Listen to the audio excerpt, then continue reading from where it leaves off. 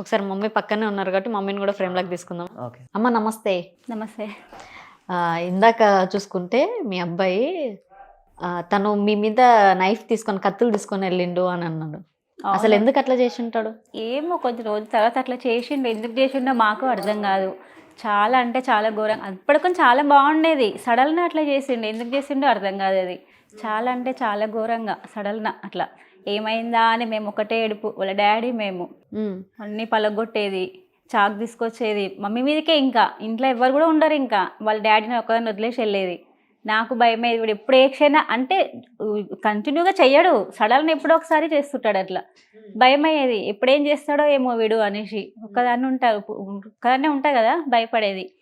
ఎట్లా చేసేదంటే మరీ ఘోరంగా చేసేది. చాలా చాలా భయపడ్డాం ఆయనతోటి అయితే. మొత్తానికి ఎట్లా బయటపడ్డాడు? ఇక మా తమ్ముడు అక్కడికి తీసుకెళ్ళి ఒక దగ్గర ఎక్కడ తీసుకెళ్ళిండు, తీసుకొచ్చిండు. వచ్చినాక కొన్ని రోజుల దాకా ఉండే. ఇక చూస్తే భయపడే, వాళ్ళ మామ అంటే కొంచెం బాగా భయం ఆయనకు. ఆయన ఎంబడి తీసుకొచ్చిండు. అక్కడికి పోదాంరా అనేసి తీసుకెళ్ళిండు. ఏం చేసిండో ఏమో, తీసుకొచ్చిండు. కొన్ని రోజుల మట్టికి ఇంటికి ఎవరు రావద్దు, ఎక్కడికన్నా బయటకు వెళ్ళొద్దు, ఇంట్లో మంచి ఇంట్లోనే ఉండాలి. ఇంట్లో మంచి బయటకు వెళ్ళొద్దు, బయట మంచి ఇంట్లోకి రావద్దు.